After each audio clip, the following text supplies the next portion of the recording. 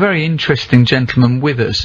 His name is Shoaib Sultan Khan, and he is the chairman of an NGO called the Rural Support Programs Network.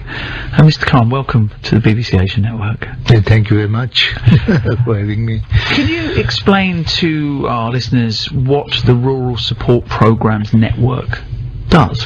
What does it hope to achieve? Well, it all began in December 1982 when I was invited by a Geneva-based NGO, the Akhter Khan Rural Support, the Akhter Khan Foundation, and they asked me that if I would be willing to initiate a program in the northern areas of Pakistan. This is where they wanted this program, and there were about 1 million inhabitants in that area. And they wanted an economic program which should double the income of the people in 10 years. How do you set about looking at 1 million people and thinking, how am I going to double your income in 10 years? I mean, this is making my head explode, the very idea.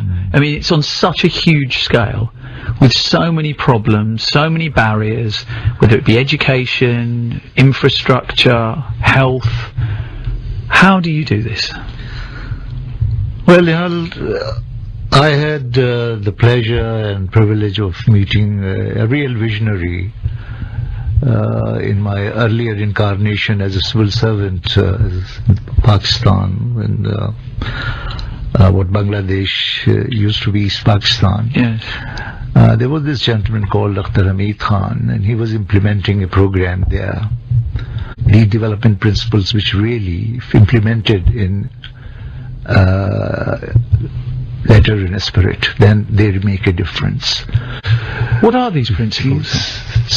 Three simple principles: that individually rural poor are helpless, but if they get organized, then it's a question of empowering them. Right, okay.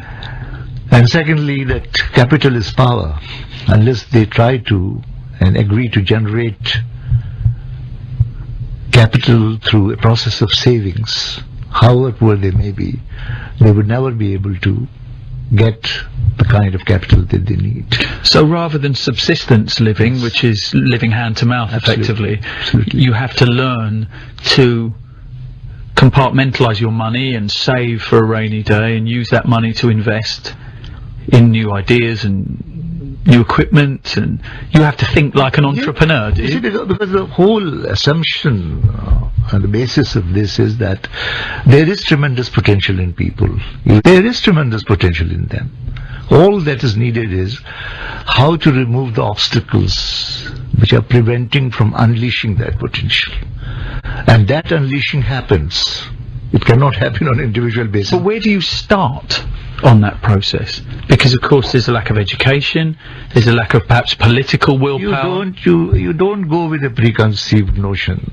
Development partnership has these three obligations on you: get organized, identify a leader from amongst yourself,